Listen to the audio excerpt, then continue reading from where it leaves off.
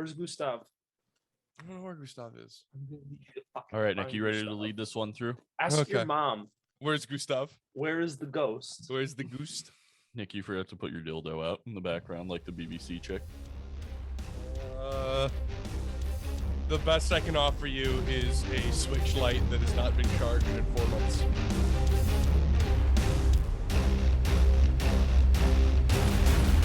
Welcome, everyone, to the new episode of Drunken Jurors. And we're mad. and uncomfortable. Adam's a 40-year-old woman. And Adam is comfy. On this wonderful Sunday morning. At 10:30 a.m. 10:24. So, yeah, I'm Jeff. I'm Adam. I'm Nick. Sadly. Yeah. You should try being someone else. I can just go back to bed. I'll just do that. Has anyone else noticed this? I've been thinking about this for a while, that Nick is always the last one to introduce himself because it's easier for us to shit on him immediately after he says his name. Yeah, it's perfect. It's called comedic timing. Like Jeff and I always, whoever introduces themselves first, we always are like, and I'm here, so don't think Nick can say anything. Well, I also have alphabetically last name, or for alphabetically the last. You're the last name regardless, last or first. Yeah, so like that, I'm just used to that. I mean, I didn't go by that because my name's alphabetically first in both, but in all of our promotional stuff, I do Jeff, Adam, and Nick. I feel like that sounds better than Adam, Jeff, and Nick. Yeah, because I think it's the syllables. Yeah. I'm drinking beer. I'm drinking frozen strawberry daiquiri. And Nick's being a little bitch boy. Jeff, we drank an entire bottle and killed a 30 rack last night. Is that our listeners' fault? Hold on a second. Yeah, should we really punish them for that? Oh my God, that was a good can. It tastes all right. Yeah. I am drinking. I actually do have some Evan Williams. Are you not going to introduce the special guest? Oh yeah, my dog's on the couch. She's enjoying this. She's wondering why Dad's home this early and is recording a podcast. Yes. At 10:30 in the morning. What the fuck? Why does she look grumpy? Because she probably is. She's like, I'm usually asleep right now, and for some reason, this dumbass usually doesn't come home until like 2. Yeah, this dumbass doesn't live here 2 days a week. That and I legitimately have come home after 2 a.m. 2 nights in a row. And why is that our listeners' fault? I don't know what. Yeah, why? What did I blame our listeners? Why are you doing cock and ball torture to them? Like, what the fuck? What? Why are you punishing them? Who? Because you're stupid. They're here for us. They want us to succeed, and you're over here wishing that we didn't succeed. I don't know what's wrong with this man, but we're talking about fucking Steven motherfucking Grant today. Have you ever wanted to be mediocre at everything in life? Have you ever danced with the devil in the pale moonlight? No, because that is something that is extravagant and great, and Steven Grant is mediocre. And awful at the same time. Yeah. I've been asking Morgan that question a lot, and she doesn't understand where it's from. Oh, would you care to dance with the devil in the pale moonlight? Mm-hmm. Oh, I mean, yeah, sure. From the Batman movie. Yeah. So, yeah, we're talking about Steven Grant, or most people know the case about Tara Grant, which is his wife, who he, spoiler alert, murdered. Allegedly. Why There's would nothing we allegedly talk about about it. something like this on a true crime podcast? Podcast. Maybe it's a promcast. A promcat? What are we? It's okay. This might actually. We're going to New Orleans and doing a promcast. It's fine. This might just never actually get released. This might just get re-recorded like a month and a half from now. This is just a test run for when Andy gets here. This is just to get us warmed up. Steven Grant was a father of. They had 2 kids, right? Only 2. 2, yeah. Yeah. And father of 2 kids in Minnesota. Not Minnesota, fucking Michigan. Same thing almost, if you think about it. They're both cold and awful places. Did you do research on this? No, not really. It's like they're like 3 states and a lake away. One looks like a hat and one looks like a mitten. Like, figure it out. They're literally right above. I know, and they're both garbage.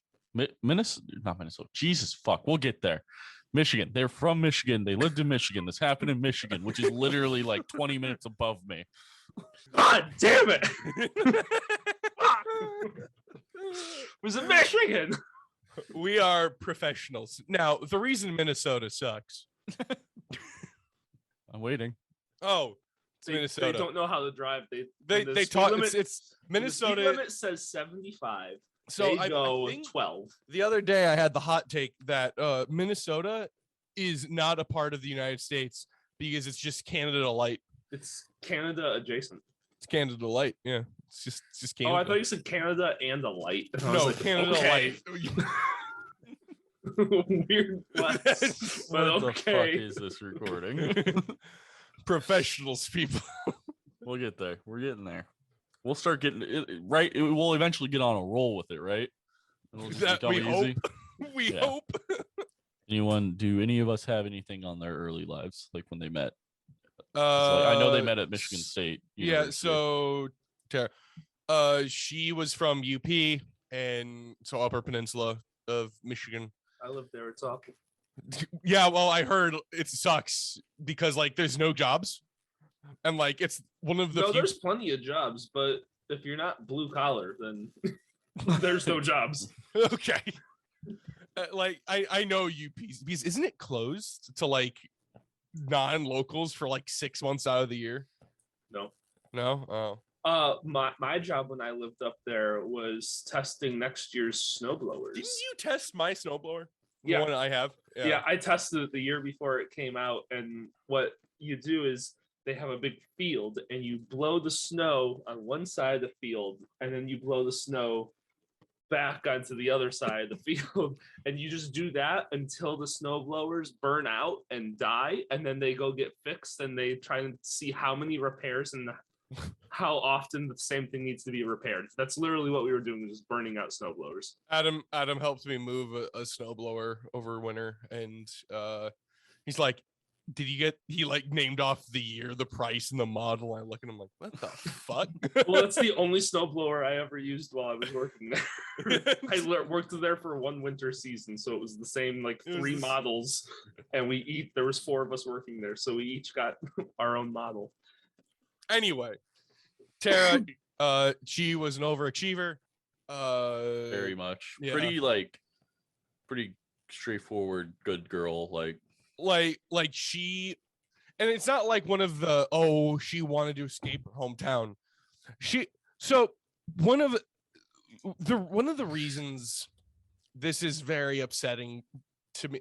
So if you compare this to the what's his nuts name? Chris Watts. Yeah. If you compare it to Chris Watts, like obviously horrible. I'm trying to think of a way to word this so that way I'm not immediately come for by a horde of angry people. It'll become done. So like Shannon had a lot. Like she was just a lot as a person. Yeah. Tara was, by almost every account, the perfect mother, daughter, sister, wife. Her one problem was that she worked a fuck ton. And I mean, it was she also all of her work was travel. Like she was based out of like, I think it was Puerto Rico or something. Yeah. So every week she would fly to Puerto Rico, work for her 5 days, and then fly back for the weekend. We'll get into it. Steven is a narcissist. He is a narcissist. It was another case of narcissism waiting in the back wings, and then finally just something snaps and. Well, I mean, we're gonna probably get into it here. Yeah, I think we're gonna get into it here pretty soon. So she was like that, but for him in college, he was very much. He was a party boy. Yeah, he was a straight partier. Like he never graduated because of the fact that he like dropped out because he partied so much. If you picture your stereotypical frat bro, that was Steven. Yeah. He slept with a bunch of women and like drank all the time, and he had the back wall covered in Natty Light cardboards.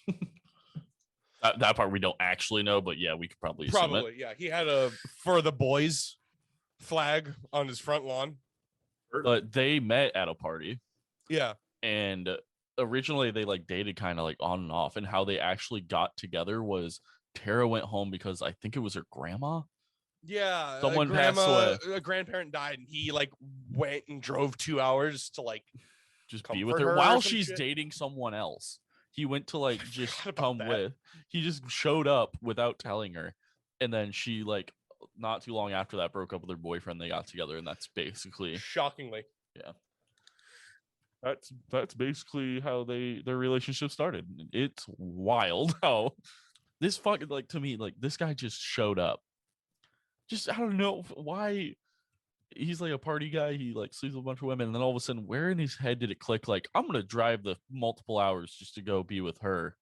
That is an out of the way thing. Yeah. Oh god. Like I've driven that far, but it's just like it's the fact that they barely knew each other, I think, was the wild part.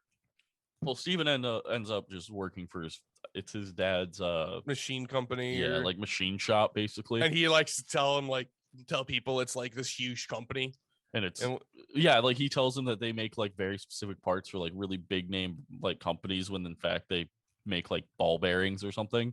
Yeah. I think is what they make. It's I fucking hate this guy. Yeah, they make ball bearings for like a go-kart or some shit. So yeah, I mean they start dating, then she graduates, they get married, they have a couple kids, and that's where the au pairs come in. The fucking au pairs and how awful of a human being Stephen Grant is. So I'm still disclaimer, there is some like sexual abuse that we're going to be talking about in this, so if that's something you can't handle very well, just a little bit of a warning, like we will be talking about that. So like oh, sources, fuck, we do this every time. Fucking Christ, one day we'll actually do it at the beginning. Adam, what was your source? Whatever he's looking at now. No, it was True Crime Daily's like 25-minute documentary on YouTube. Same company that I got I don't remember the last I got it, Jeff. I got it pulled up. Same company you got some of my Drew Peterson. Jeff's and I's source was Blood in the Snow by Tom Henderson. Well, Blood in the Snow, the true story of a stay-at-home dad, his high-powered wife, and the jealousy that drove him to murder. Yeah. Really Nick, good. Why don't you say the whole title? 11-hour book. Really good. Really, I liked it a lot. Yeah. Yeah. I like the author. I might listen to some more of his stuff. I think this is. I'm pretty sure I used him for something else also. I like the author, and like he lived close to this too. Yeah. So. But yes, the au pairs. Also, so yeah, I still. What the fuck is an au pair? So au pair is basically like a nanny. So they would. It was broken down in the book. They would pay a yearly fee, and then they would be assigned an au pair, which is like a foreign student basically who would live and work for you at your house, like taking care of your children while they also go to school. Basically, don't they like get a green card with it too? And yeah, like they get like a work visa or something, and like they get to be in the United They're States. all like Eastern European. Yeah, it's from what all Central of his were at Eastern least. European, yeah. So let me Was just the click on last au one- pair here. So an au pair is a helper from a foreign country working for and living as a part of a host family. Typically, au pairs take on a share of the family's responsibility for childcare and receive. He's got it. I believe in him. Yeah. And receive a monetary allowance for personal use. So, like, their arrangements are often subject to government restrictions, which specify an age range, usually from 18 to 26 years of age. And apparently, a male au pair is a bro pair. I don't believe you. I don't believe you. There's Hold no on. way it's bro pair. Here it is. Here it is. Here it is. Adam, give me the ability. Yeah. Give me the power. I gotta prove Nick wrong. There's no way it's bro pair. I don't want to be a bro pair. Can I go be a bro pair and like Can you see this? both male and bro pair? I want to know what awe then means. It's Like, French, what I does the believe. prefix "aw" mean? I don't know what. I can try and effort that. Or bro pair, if you're a man. I feel like because it is like traditionally woman and like supposed to be woman, and then in America, dudes started doing it. So then we're like, well, let's call ourselves something cool, bro pair. It's pretty dope. I don't know. In the Whatever. So Nick, continue on with whatever the fuck you were saying. His pair.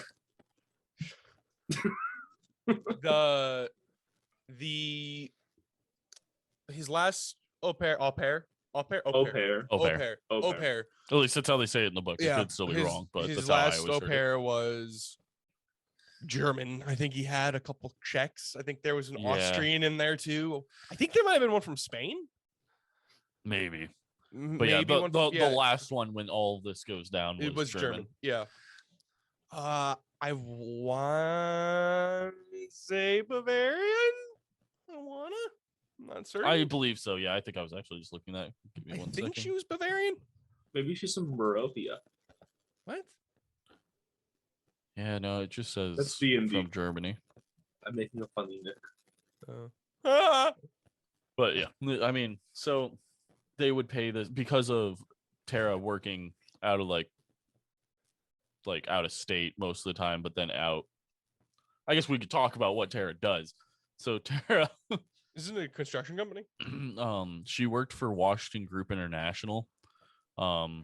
She climbed pretty fucking quick, like really fast, and she was the breadwinner of the family, like hardcore. Like she made most of their money, but she was an executive, so like she made quite a bit. Yeah.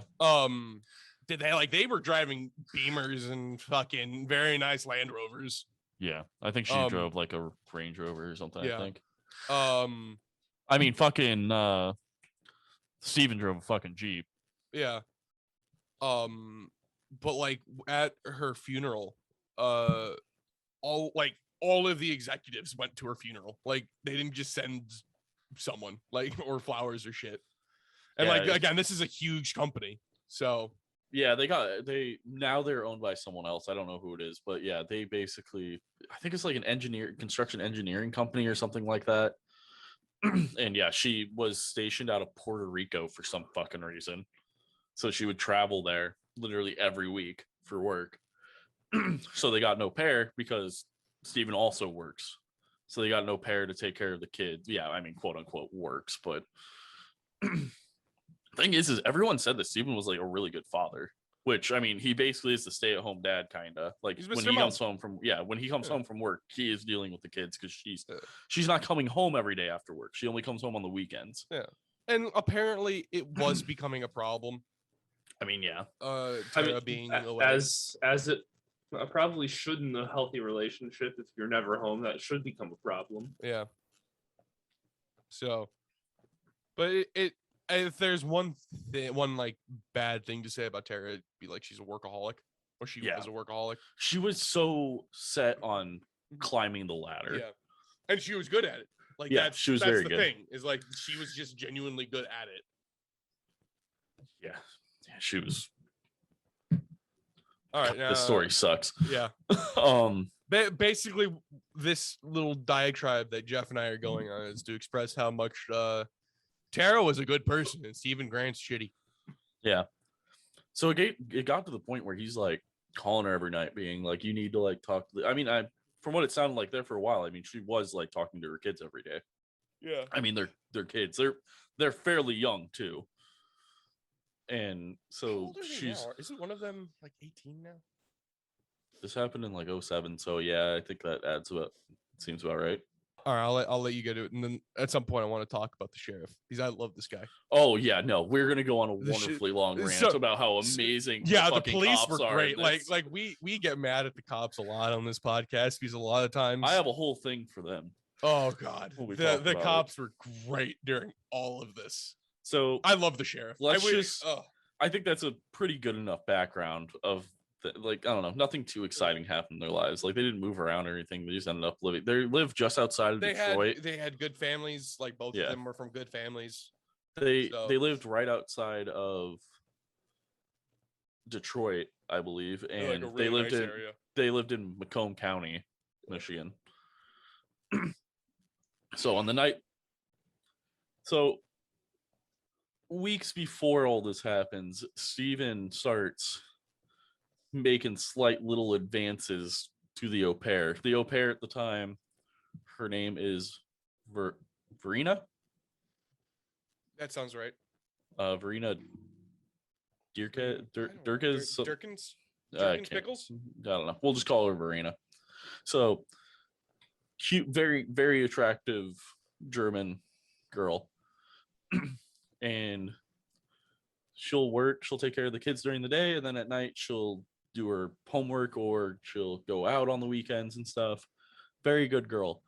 Steven starts making some sexual advances and stuff and some not okay jokes towards her that she also found funny.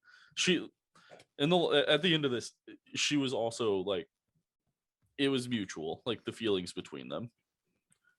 And they basically kind of fell in love. Nothing. So this is the thing they get into in the book. Quote unquote, nothing sexual, like no actual sex happens, as in the actual sexual intercourse. But at one point, Steven does give her oral on, I think, a couple different occasions. I think everything they went into a lot of detail. Sorry. Yeah, they did. They went into a lot of detail about that. For honestly, I don't know why that much detail was needed. It was a little odd. It was like reading a fucking fanfic of something. his text messages were like also a lot. So this is something I kind of want to talk about, Nick. So he texts Tara a lot about like almost like wanting attention or like make sure like, hey, I'm here type of a thing. Hey, and he also started doing that to like Verena when she would go out with her friends. Like he would be texting her like, hey, by the way, I hope you're having a good night, cutie, or beautiful, or like, I can't wait to see you when you get home type of a thing. So call me old fashioned. That would be fantastic if it was to his wife. Yeah. Like if he was sending that shit to his wife, good for him. Keep it alive. This was a 19-year-old German girl who he's paying to take care of his kids. Was she 19 at the time? She was young. Yeah, she was 19, yeah.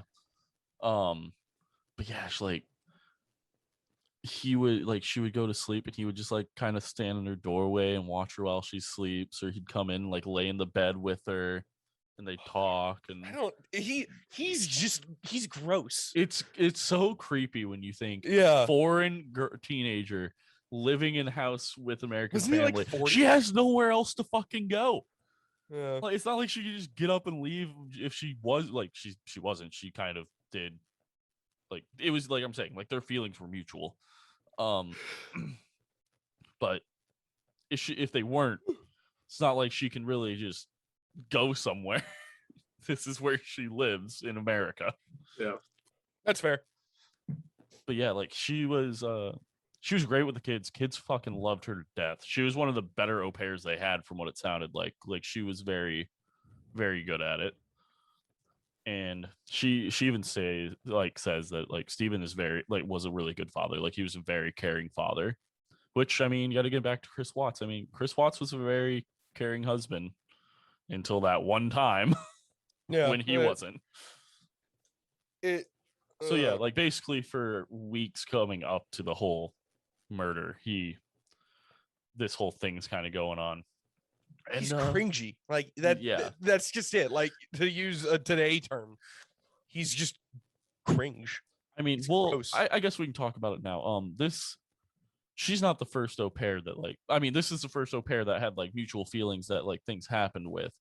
But he was into all of his au pairs because for some reason all the au pairs are very attractive European women.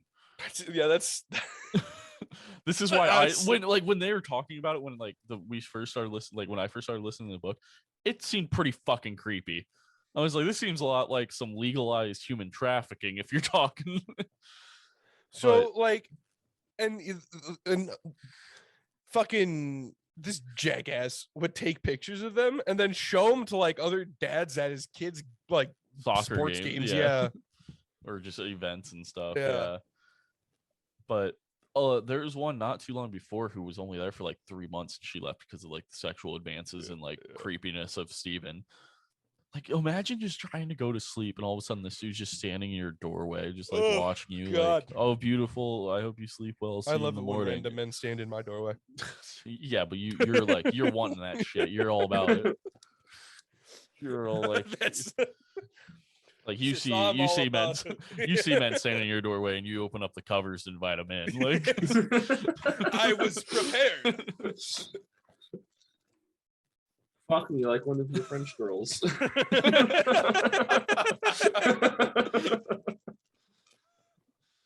Thing is it could have been.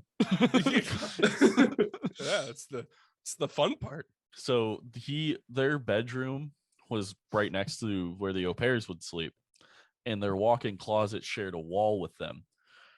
Steven's stupid fucking creepy ass had taken Tara's section of the closet, she wasn't home often, and drilled like a hole. Or no, I don't think he even drilled a hole. I think the vent, like the air vent, went through into the other room, and he would like just move stuff out of the way. He would go stand on like a little step ladder and just watch them in their room through the fucking like air vent. It was the closet, I think. Yeah, that's what I'm saying. I said it was in the walk-in closet. He would move Tara's shit, and he would go stand in like the air up by the air vent and just watch them in their room. So creepy. God. It's and then there's the night. The night, yes. Verena was, I believe she was out like clubbing with her friends or something. Mm-hmm. And Steven's at home, and Tara comes home from work that Friday night this is in 2007. And she comes home from work, and according to Steven, she came home, they got into an argument, and then Tara turned away, was talking on the phone, and told someone, yeah, just pick me up. And that was like it. Like, she said, pick me up, and then he never saw her again. Like, she said she was going back to work on like a Friday night. She was just going to fly in early and just stay the week back down there. And then Steven was like, well, what the fuck? What about our kids and your family? And he said she just walked down the driveway and got into a black vehicle or something, like a black SUV, and left. And that is a lie. So not fucking true. Yeah. Judging now, I like giving our subjects the benefit of the doubt. They found her torso in his garage, so there's not a lot of doubt to be benefited here. Way to spoil the ending, Nick. True. We're gonna start going through events here. Maybe some of our listeners are hearing about this for the first time, and you just they all are, I'm sure, and yes. They probably all are, and they're gonna go do research that's better than what we're giving them now. So listen to the book. It's free on Audible, I think. Or listen to this podcast twice. Yeah, maybe the second time through we give you better info. Mm-hmm. Probably not, but yeah, that's a stretch. So it's 5 days, right, Nick? 5 days goes by.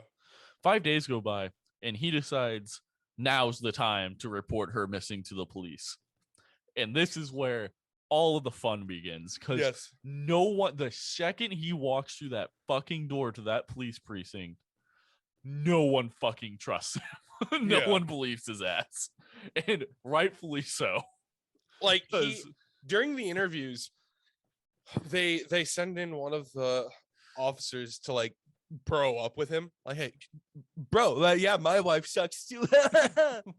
Fucking that dumb shit. And then Steven, this dumbass, believes. So this is why I say he's a narcissist. Steven always thinks he's the smartest guy in the room. He is never the smartest guy in the room. Not even fucking He close. never breaks top 10. It could be him and a dog, and he doesn't break the top 10 of smartest things in that room. Yeah. Steven's an idiot.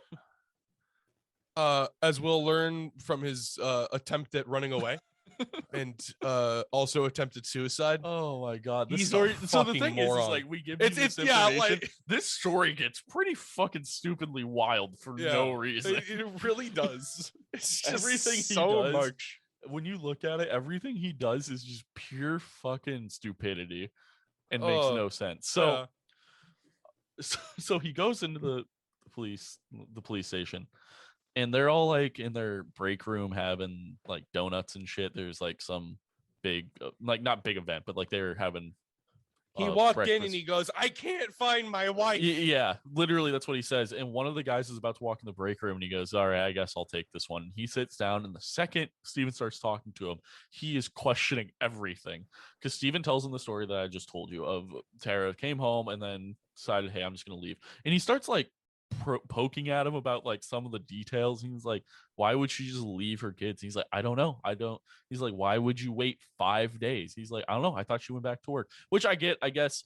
If you think she goes back to Puerto Rico for work, I guess I understand. Like, you wouldn't really quite report her missing, but apparently he was calling her during over the 5 days.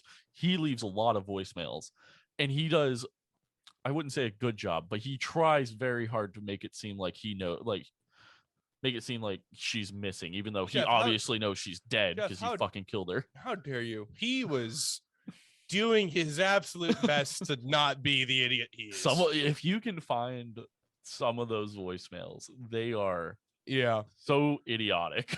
If Chris Watts could have put this much effort into like Chris Watts put no effort. Watts would have been able to get off clear. Chris Watts put like no effort in, and that dude almost got away with that shit.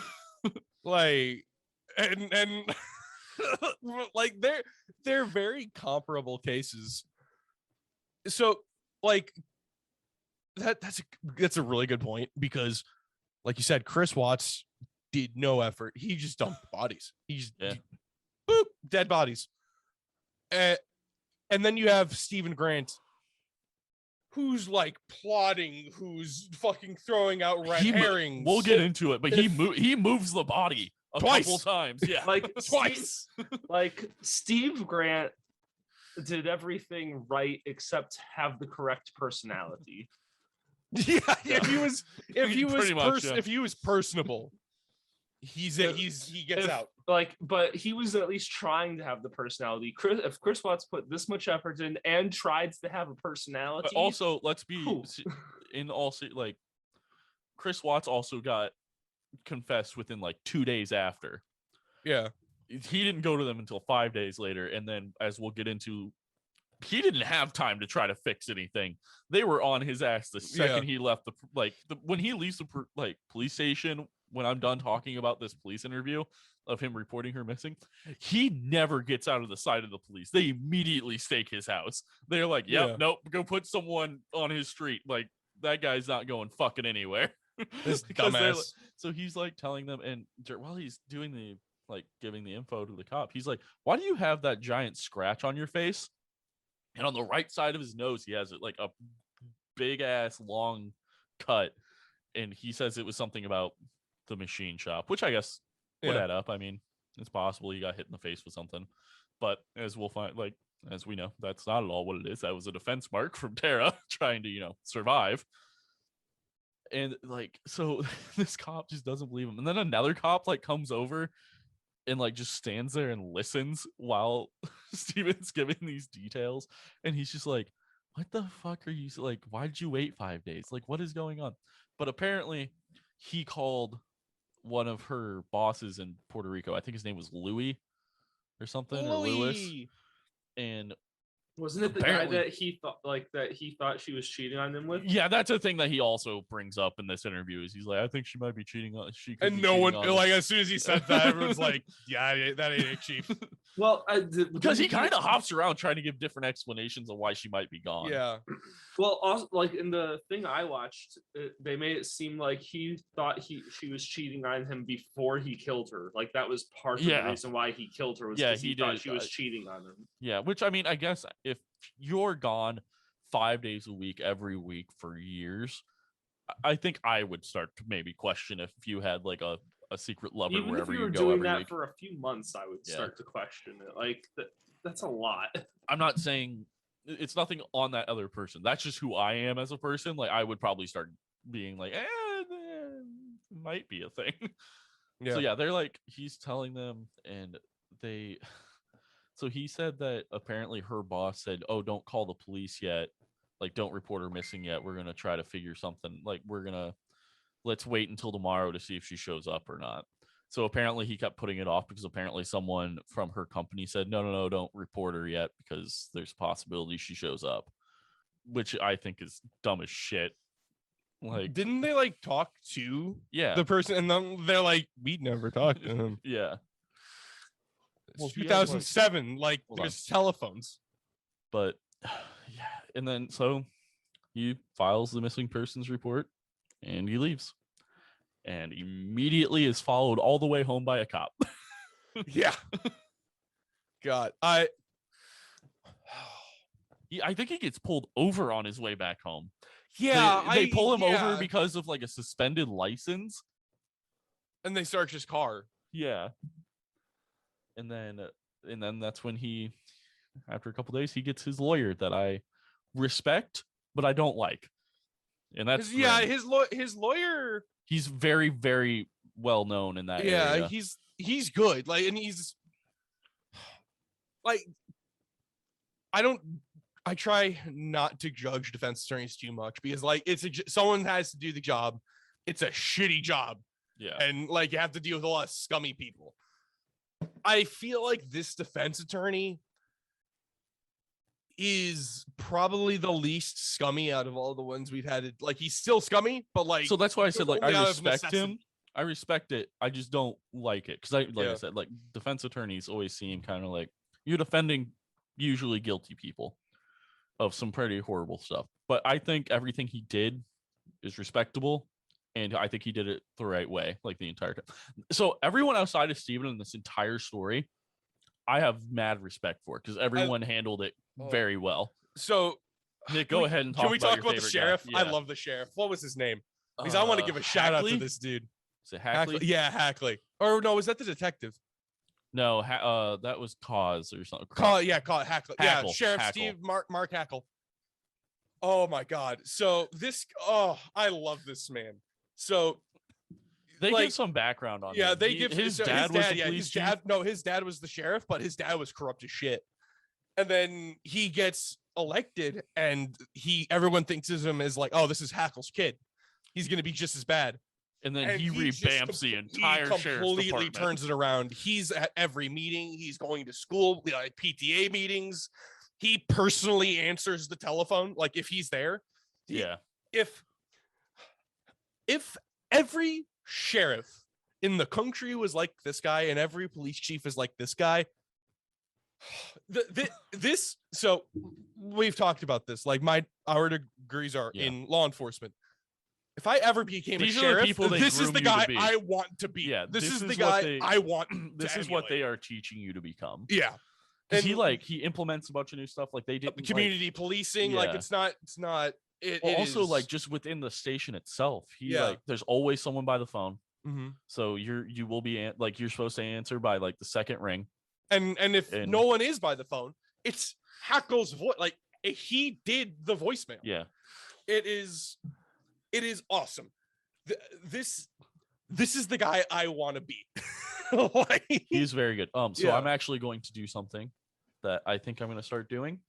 So some true crime podcasts have things for like they have their Mount Rushmore of like super cops and stuff. I'm not going to say he's a super cop, but Hackle and I think his name's Cause. Cause. It's Cause. Yeah, or they call him Cause because some Polish name. I'll find it.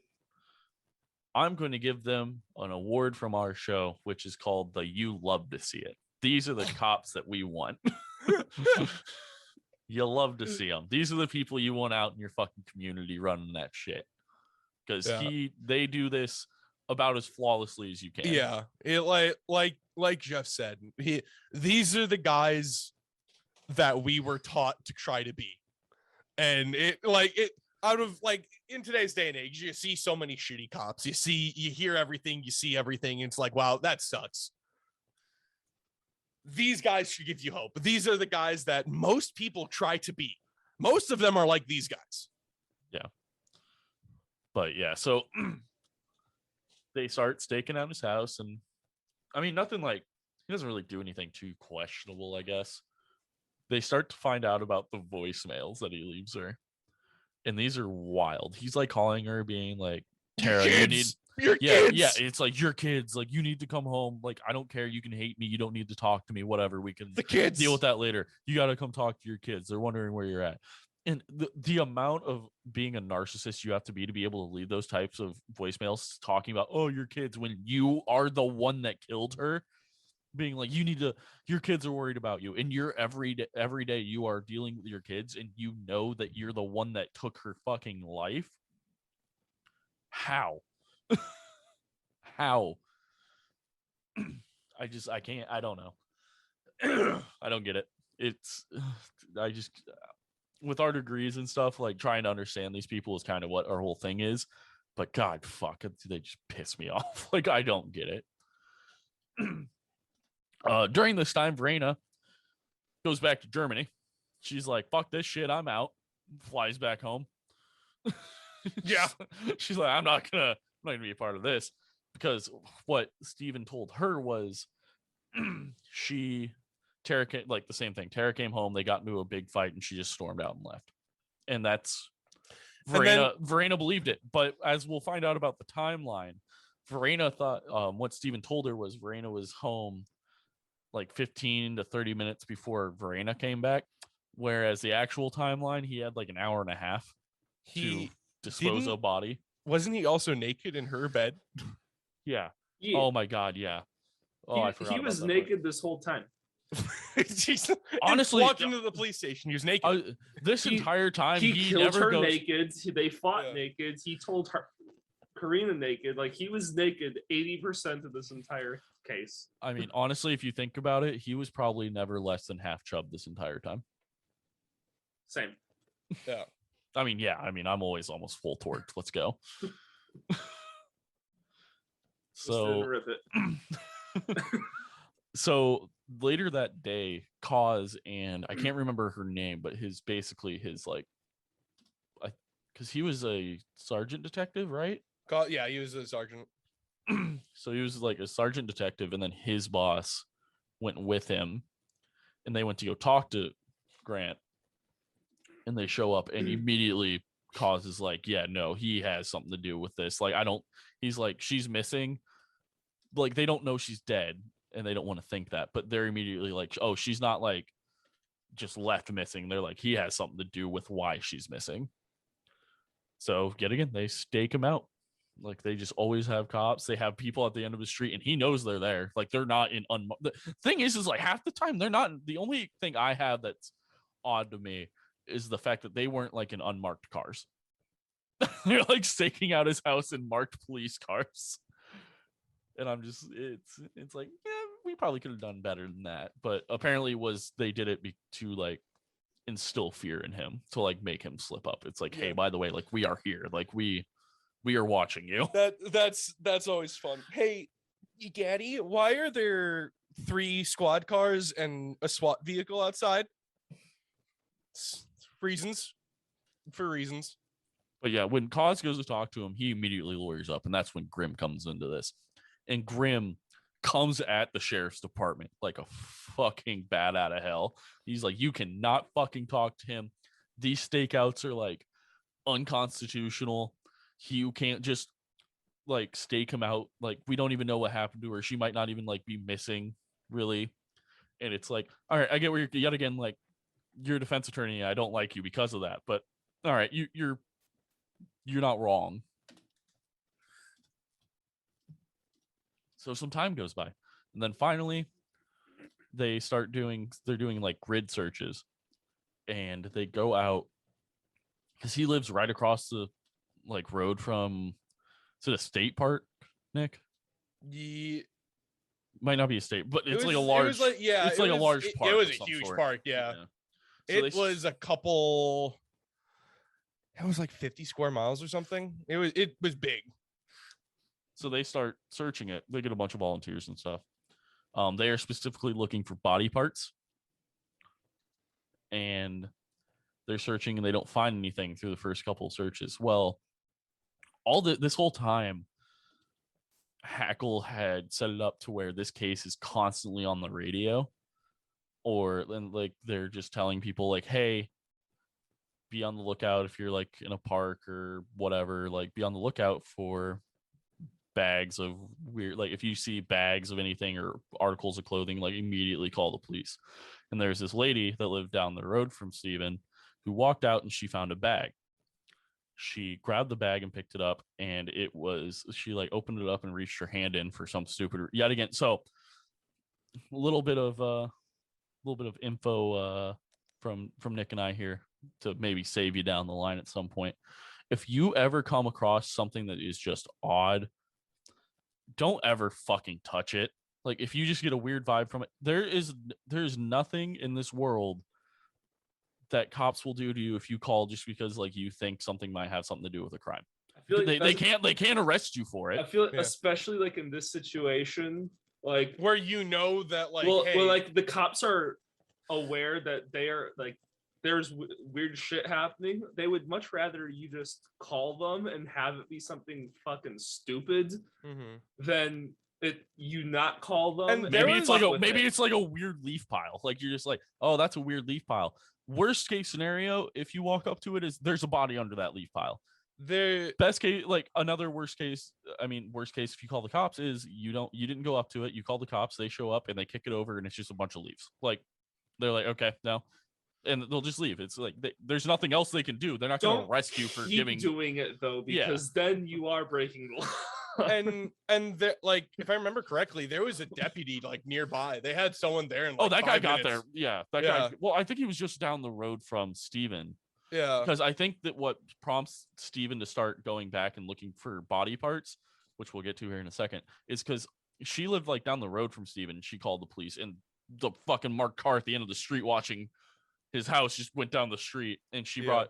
But basically, what was in it was a bunch of. It was just like bloody. There's like metal shavings. Yeah, it was bloody rags and a bunch of metal shavings. Dude, the metal shavings are wild. Like the metal shavings is basically what Hackle and Cause immediately linked back to Steven, because Steven worked in a metal shop, and they were like, "Oh, wait a minute." The fact that metal shavings played such a huge part in this case is wild. But long story short, don't go up touching things that could possibly be evidence, because now your DNA is on it, your fingerprints, your DNA. Best case are gonna touch it, do the outside of the bag. Like if you poke it with a stick, make sure there's not something alive in there. Don't even do that, because that's actually what fucked up. That's kind of one of the reasons Casey Anthony's out. Like really? Didn't get. So the guy who found, was it Kaylee? That was her child's name. The person who found Kaylee, they saw a skull, like a very small skull, and they thought it was like a Halloween decoration. They went up and they picked it up with a stick. And then they're like, "Oh, son of a bitch, this is a child's skull," and then called the police. And then the defense was kind of like, "Well, I mean, he kind of tampered evidence, blah blah blah. Like, how do we know this and this about it because he touched it?" And it's like, don't go touching shit. If it's odd and seems out of place, just call the police. They're the ones trained to handle it anyways. They're going to be the ones that handle it anyways. So let them deal with it. Yep. So at this point, Steven notices that they found something. And I believe this is at the point where, and he knows they're doing searches in the night. He goes and moves the body that he butchered Tara. Tara was cut into a bunch of pieces. I think it was 12 pieces, something like that. So it was like section. It was forearm and then upper arm. The torso was all together. Yeah, her hands. It was her hands, her forearms, her upper arms, her torso, her head. And then I think it was thighs, shins, and thighs. Yeah. So, yeah. So I guess 13, because if you count the head specifically. Yeah. But, so yeah, he goes and moves her. Because he's like, oh, fuck, they searched. Oh my God, they're looking. So he moves her body. And he brings the fucking torso back. The largest part for some reason. And puts her in, I think it's 4 garbage bags. And a plastic tote. in a plastic tote in his fucking garage. Next to his children's wagon, I think they said. So the police are like, oh shit, they got this bag of metal shavings and bloody rags, and they're like, fuck, we can get a fucking search warrant for this fucker now. It's down the road from his house. It has metal shavings that we can tie to him. Let's fucking send this shit to a judge. So they do that, and this is where his defense attorney comes in. They're also, like, you have no right to fucking search his house. But that's because the police never give him that they have evidence for the search warrant, because this entire time his defense attorney is like, this is an unconstitutional search. They have no right to do it because they have no evidence. They just never told him that they do. And later in this story, when he finds out that this wasn't an unconstitutional search because they had evidence for the search warrant, he drops the case. He's like, I'm not going to be his lawyer now. He cut his losses. He's like, oh no, I can't fucking save this dude from anything. Because again, Steven's a fucking idiot.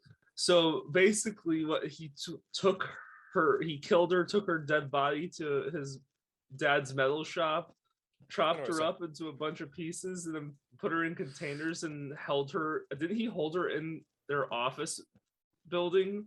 Like just in like their offices for a while? I don't think the book went into that. I don't think. Oh, so on mine they talk like it went in depth of like him cutting her up and like what he said about how he cut her up and like how easy or difficult it was and things like that. And that, well, when they find the body parts, they're very, very clean cuts. So I would assume he used like a bandsaw or some shit. Yeah, and then I think he did it, kept it in the office because it wasn't being used for a while because they were on holiday break, and then moved them, and then like he went to bury them, and at one point like saw something like when everything was getting serious, he pulled all of the body parts and put them back in the office, and then when they were starting to smell, he was like, oh, I need to do something else with them. And the torso was the only thing he hadn't gotten rid of yet. But because they were starting to stink up the office, he was like, well, I'll put it to my garage. In a tote in multiple bags. Yeah. So when they go to execute the search warrant, they have cops at the end of Stevens Street. Another reason why Hackle is amazing is that he made sure this warrant and everything was to the letter.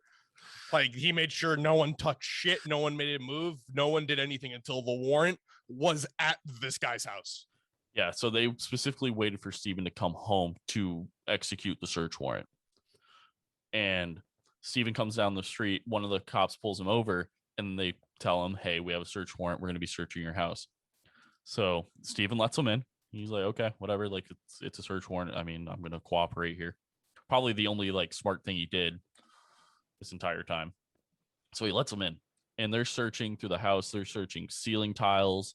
He asked at one point, he's like, are you gonna put the ceiling tiles back? And they're like, we'll talk about it. They're like, maybe, I don't know, we'll get to that when we get to that, I guess. So they have a bunch of crime scene techs and shit. They're all searching the house. No one sees anything. Cause is there. He's executing the warrant. He's actually the one that, as of now, he's the one that goes in the garage and he sees the tote. At first, he almost just walks away from it. He almost doesn't even search the tote. I like in the book, if I'm correct, Nick, in the book, they talk about how he walked up and he's like, and he turned around and he started to walk away, and then he was like, okay, maybe I have a weird feeling about that tote. Like, and I don't know why, because I mean, like, you put totes in your garage. So he opens up the tote and there's the garbage bag. He's like, okay. And he grabs his knife and he cuts open the bag and pulls it apart. Okay, there's another garbage bag. He's like, well, that's weird. Cuts it open. Another fucking garbage bag. Cuts that one open, opens it. Another fucking garbage bag. He cuts that open, and he can't see in there. It's the garage. It's kind of dark, and he's looking into 4 fucking garbage bags. He's like, okay, so he reaches his gloved hand in, and he touches something wet, and he's like, what the fuck? And he pulls out, it's blood. In his head, he immediately goes, okay. He doesn't think the worst. He's like, okay, we're in Michigan. This is a place people hunt a lot. Like, a lot of people, he's like, I have put a field dressed deer in my garage, like in a garbage bag. Like, he's like hoping for the best. So he calls a crime scene tech in, who at first like doesn't believe him or whatever. He calls in his partner. She shows up and she sees the blood and she's like, oh shit, they get a crime scene tech. This entire time there are a shit ton of reporters outside. Well, They're and filming do we want everything. to talk about how he's not even there? They let him leave. Yeah, he left. He's literally a flight risk, and they just fucking let him walk out. Well, what was his excuse? No, he didn't walk out. He asked to leave. He asked to, I think, make a phone call, and then he called his friend who picked him up like down the street at an intersection. Like he was just walking like on his phone. He got into the car of his friend and they started to drive, and he noticed because he brought like one of the kids with, I believe. Well, he brought a gun. He was going to commit suicide. Yeah, he brought a gun. But so they're driving, and his friend is very loyal to him. And this entire time, no one believes that Steven could have done this. Everyone's like, no, that's not Steven. Like, he's a great guy. Steven's a great father, everything. There are a lot of people who are just like, no, like, everyone's blowing this out of proportion. There's no way he could have done anything. And at this point, his friend's like, wait a minute, he might have fucking done something, because he sees the gun, and Steven's profusely sweating and shaking. So he drives him and drops him off at like a Buffalo Wild Wings, because that's Steven's go-to bar he goes to all the time, is a Buffalo Wild Wings for some reason. I mean, if that's what you got, that's what you got. I guess, yeah. So he then goes from there. He leaves there, and he steals a yellow Dodge Dakota. Right, Nick? I know he's in a yellow. I know he's in a yellow. He's in a yellow Dodge Dakota, and I know that, but I can't remember if he steals it at this point or not. That's on me. I'm sorry. I don't know why I can't remember that for the life of me right now. Is Dodge Dakota a car? Now I need to know what the fucking Dodge Dakota looks like. It's this, like, you know what a Ford Ranger is? It's Dodge's version of like that, size of a truck. My dad used to own a Dodge Dakota, so it looks kind of like what my dad already has. I think my dad has a Dodge Dakota. It's like a Chevy Colorado. All right. Yeah. It's like the Colorado. Your dad has a Chevy 1500, but all right. So it's the baby bitch version of every truck. At one point, he had a Dakota. So that's how Steven leaves during this. So during this time, while they're in the garage, reporters and news cameramen and stuff are peering into the garage through the window. So they take plywood and hang it before they do anything with this garbage bag. I don't know why they just didn't get them off the property. Like, it's like that's very illegal anyway for them. It's private property. Into the so like, I think there was just so many of them that they just couldn't get them all out. So, and also they had just found the body. I don't think they wanted to like walk away and send it. So they just hung up plywood so no one could look in. Whatever. So crime scene tech comes in and they open the garbage bag and they pull out a human torso with I believe it was a black bra on, and some black underwear or something, I believe. And they're like, oh fuck, this is a body. Where is he? Yeah. And they're like, all right, go get him. And then they're like, God, that dude ain't here.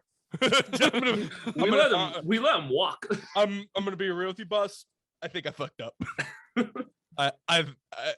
Are you telling me we weren't supposed to let the murder suspects leave?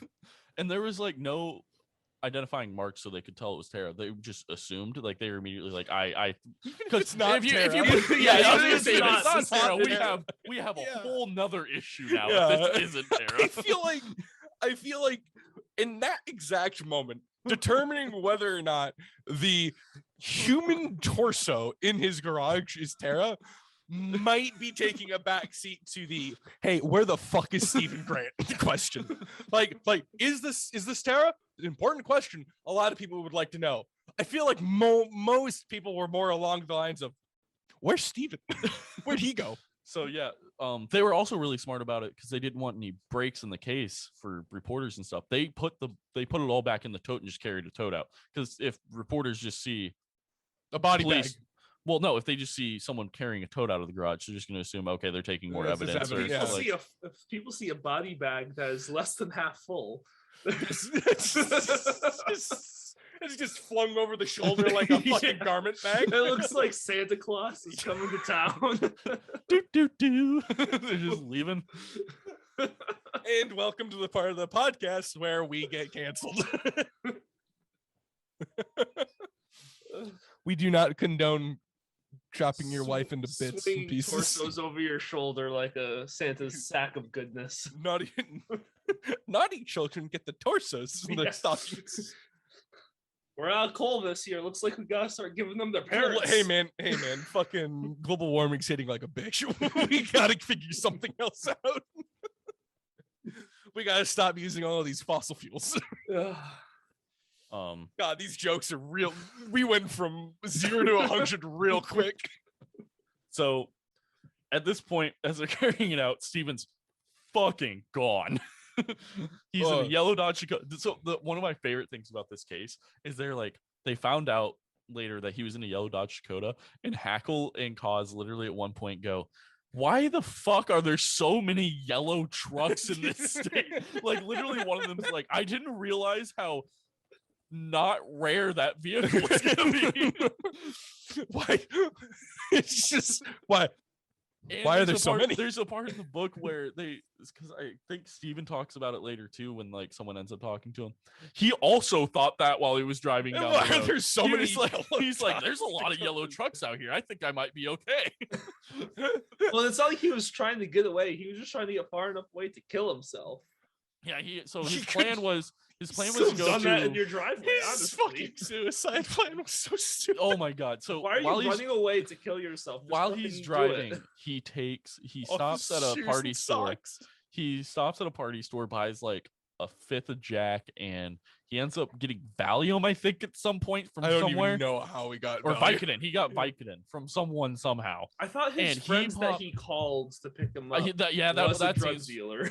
So he gets a bunch of Vicodin. He takes a shit ton of Vicodin and starts chugging the bottle as he's driving, and somehow drives like another 20 miles. Yeah, very far. While like he talks about it, he's like, I thought I was gonna crash and die because I was high as fuck.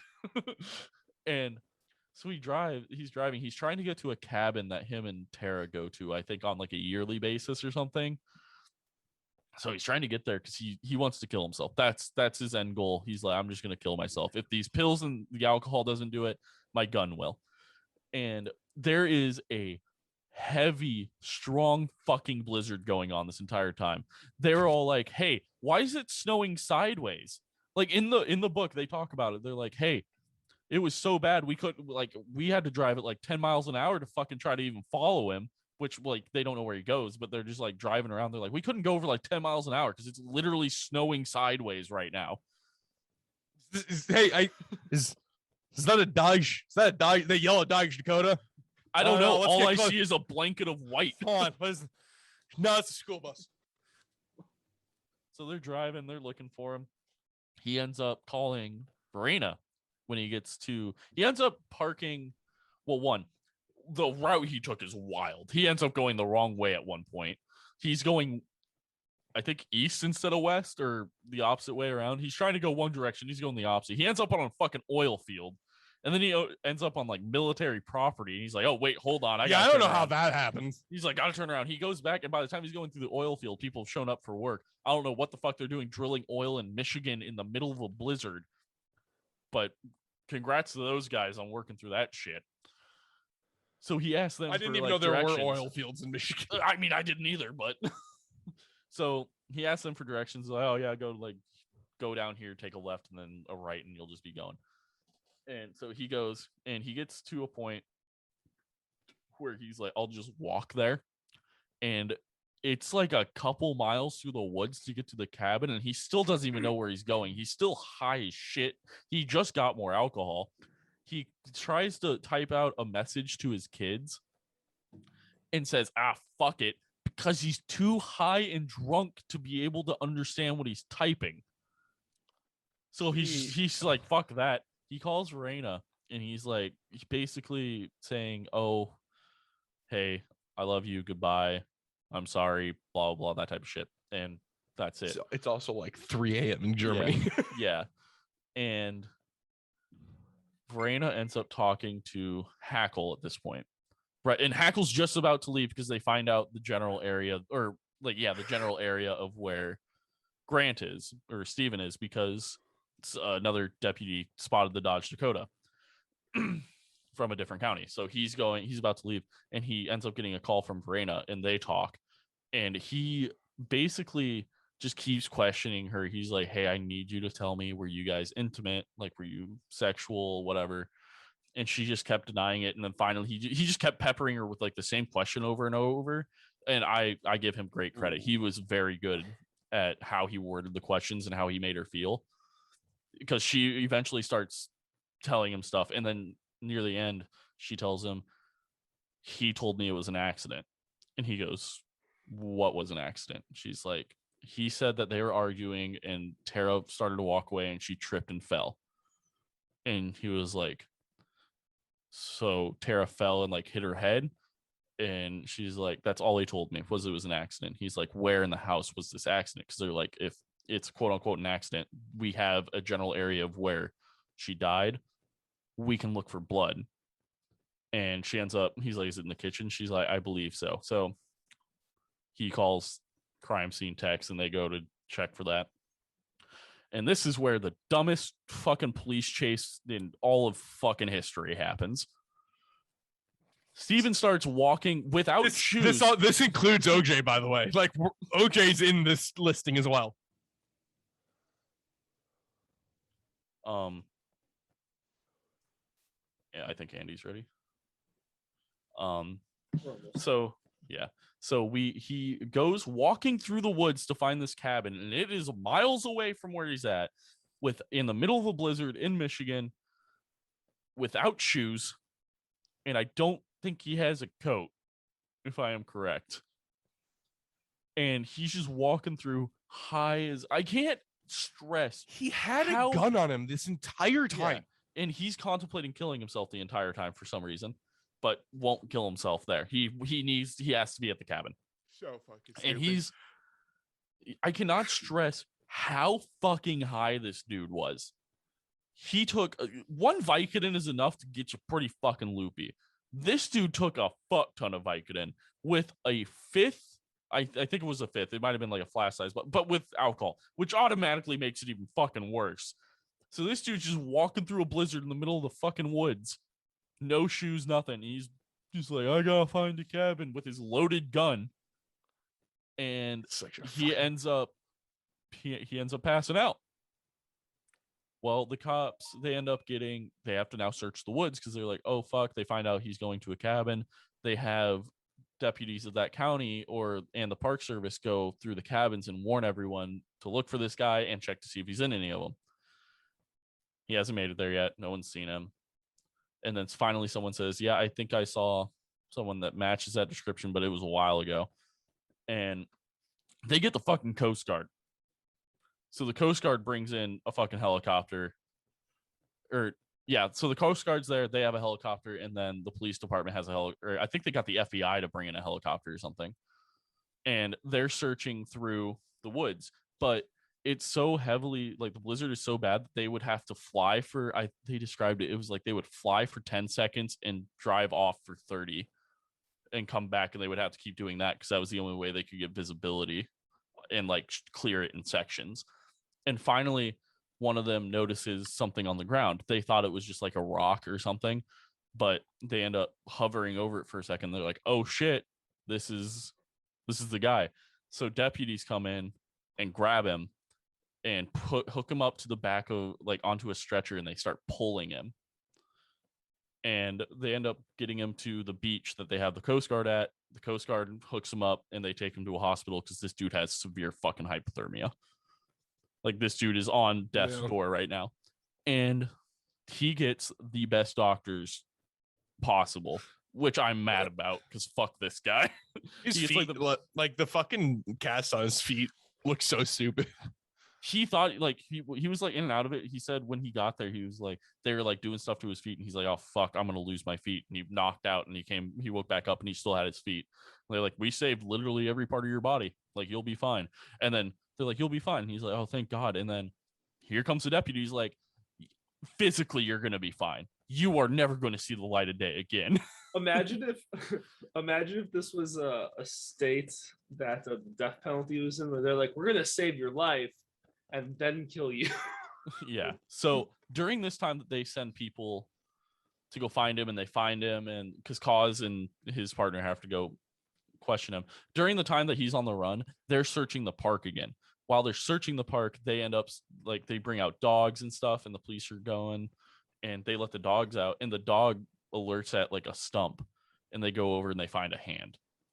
And then they search they throw the hand in a bag. And I feel bad for this dude, because there's a dude who literally walked around the forest with basically like a garbage bag almost, that they were just throwing body parts in.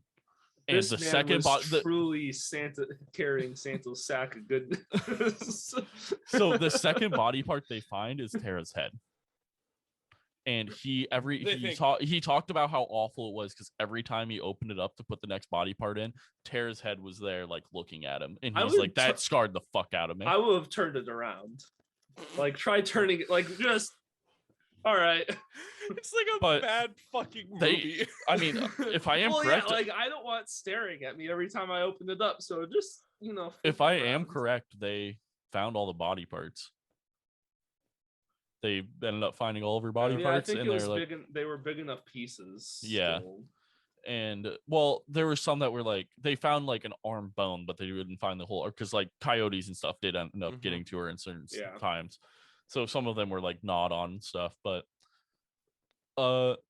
good on those police dogs though, because they talked about how hard it was for them because of the fact that it's freezing outside, so they have to like take the dogs and like make sure their paws don't freeze and shit. I like to picture them wearing those little doggy booties. Yeah, little booties. That's probably what they were wearing. Yeah.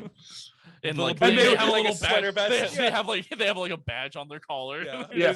But they're also wearing they're wearing a cardigan like Adam. Yeah, but like they're also dogs, so they don't like the booties, so they're prancing around. The first 5 minutes of the search is the dogs getting used to the fucking boots, and they're like, how do I do this? But so yeah, they end up finding her. You should put those on Aries. I'm sure that'll go well. That would be hilarious. I feel like violence would ensue very quickly. Jeff, I know what you're getting for Christmas. So they find her body. Well, they find her body parts, and they get it all put together. And then they go and they talk to Steven in the hospital. And Nick, I'm going to let you take over, because this is the part of the book that I didn't finish. The trial? Yeah. Oh, okay. So I don't even think it was an exciting trial. It wasn't. It was no. The trial was boring as fuck. But the recordings of Steven talking to his sister. Oh, this is also the point once he's in the hospital. This is the point when Grimm drops him, like as a client. He's like, I'm not. Grimm's like, this guy's fucking stupid. Like he ain't coming back from this. Yeah, he gets word that Steven's alive. He fled from the scene of the crime. He evaded police, and they found Tara's body. And he was like, good enough for me not to do this anymore. I'm done. This guy's an idiot. So Nick, we should try to get Hackle on. I'd love to talk to that dude. God, I bet you working on this department's amazing. I bet you he's also a great boss. I would assume so. Oh my God. So this degeneracy runs in the family with these people, because after Steven flees and gets arrested,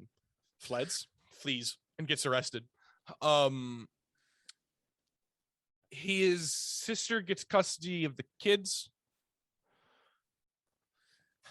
And like there's a pissing match between Steven's sister and Tara's sister, because like Steven's sister is also a cunt. And Tara's, like, the kids had interactions with them equally. They both loved them. They were both aunts and uncles and everything. But like, and because Steven's sister had, like, I don't know what, a better interaction or something. It basically, the judge was gonna let Steven's sister keep the kids until recordings from the prison came out, where Steven and his sister are laughing and talking, making jokes about Tara, and like, oh, do you think it's an open casket funeral? Like, do you think they reattach the head? How? Like, and they're like making jokes about it all, and it's like, and then the judge is like, all right. So You get visitation. I'm not defending her by any means, but everyone deals with really dark shit differently. Like really fucked up shit. Like everyone deals with differently. But I don't think this is okay either. Well, this is also, there are signs. Yeah. That say it's your court. You're in jail.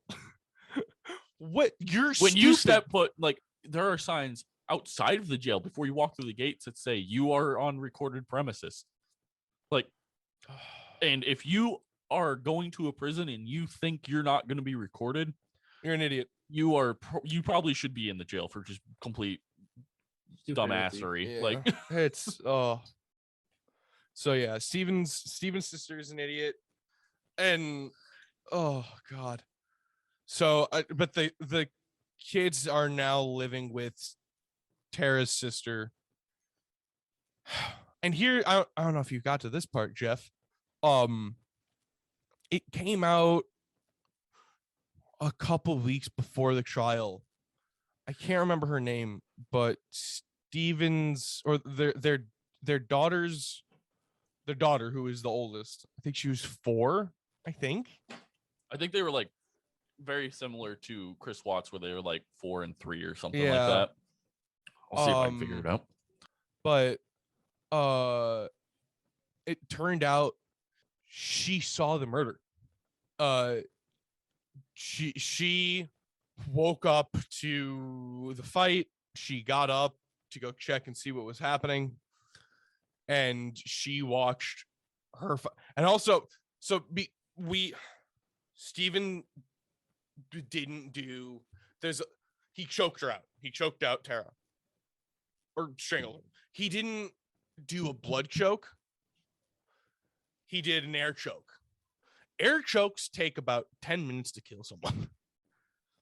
It takes and he was naked. So for people who don't know how suffocating someone works, is when you see it in movies, when people just immediately, like someone puts someone in a fucking chokehold and they just kind of like that's a blood choke. Like when you do that to someone, they don't die from that. When they close their eyes and they go limp, that's not them dying. That's them lacking oxygen and blood flow to their brain. So they pass out at that point. To actually kill someone takes much longer because you're gonna have to hold it for much longer for them to actually die. So if you put pressure on the carotid and the jugular, you're cutting off blood flow to the brain, and then you pass out, and that takes about like 15 seconds. It's actually really quick. Air chokes is where you're just basically crushing the trachea, right? Trachea. The esophagus, and that takes 10 minutes to kill someone. And that's because the blood's still flowing to the brain, bringing the old oxygen that's still in their body up to their brain. So they are still capable of technically being awake or like alive during it for a while. The reason that they know this is because Tara's hyoid bone, that's the bone that it's in the neck. It's like right behind the Adam's apple. It's the only bone that's like not actually it's not connected to anything. And its only purpose is to protect the trachea. That was cracked and bruised. Mm-hmm. Which means that Steven was suffocating her. Yeah, it was suffocating her, not choking her. Their daughter watched that for 5 minutes before running away. So, all right, that's going to be fun trauma. He's a piece of shit. Let's basically wrap this up with his verdict, and we can get moving on because this guy's stupid as shit. He's just an idiot. Like again, He always thought he was the smartest guy in the room. He never was. So on Friday, the 21st of December in 2007, Stephen Grant was found guilty on the charge of murder in the second degree. Then in February 2008, he was sentenced to a minimum of 50 years in prison. And then he tried to appeal it, and that shit did not fly. No one accepted that shit. So he still has the original sentence of 50 to 80 years in prison. And he tried doing like habeas corpus because he said the confession he gave in the hospital, he wasn't right in the head, blah, blah, blah. But that didn't stand up either. They made sure his rights were read to him and stuff. Like, Yeah, they like I recorded said, everything. like the police did pretty much everything correct here, except for allowing him to fucking walk away. And even probably even without that, if that confession was thrown out, there was enough evidence against him to. I mean, yeah, for it not to matter anyway. So yeah, but they would have had to retry him, which they technically wouldn't have been able to do because that's double jeopardy at that point. But he didn't get it. He's in fucking prison where he deserves to be. And yeah, that is the case of Tara Grant and her horrible fucking husband, Stephen Grant. And it was a wild ride. You guys got anything you want to mention? Nope. You summed it up beautifully. I think we did a good job. Without an actual set of notes, I think we did a good fucking job. Yeet. Yeah, this guy is just, he goes on the list of everyone else we covered. He's just a piece of shit. No. I don't know how to say this without, like, because I don't want to like rank them or say someone's like, everything that everyone we've covered has done is they're pieces of shit. But this to me is worse than Chris Watts.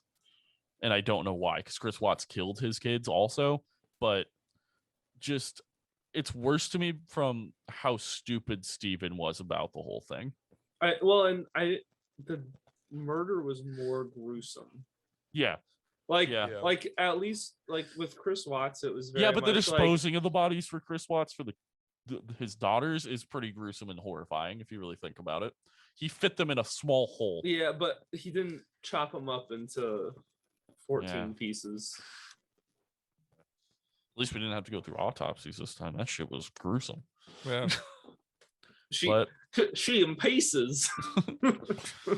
Oh my god. Right. So yeah, it's a hot take. Big shout out to the sheriff's department and Hackle and Cause and stuff. Like they did wonderful. Like everyone would be more like them. Yeah. So yeah, if you guys would like to follow us on social media or anything, you can find all of our links down in the description at our link tree.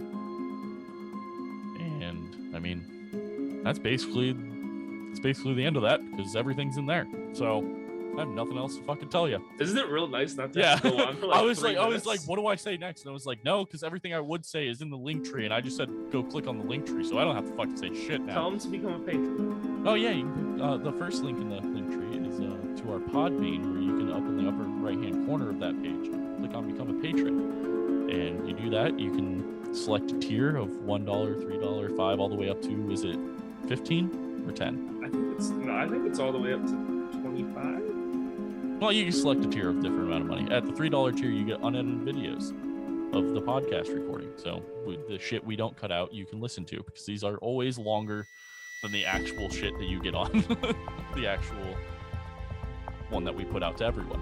And then at the $1 tier, you get the Taskmaster special, which is wild, of 3 hours of just straight wild live stream we did at the beginning of this year.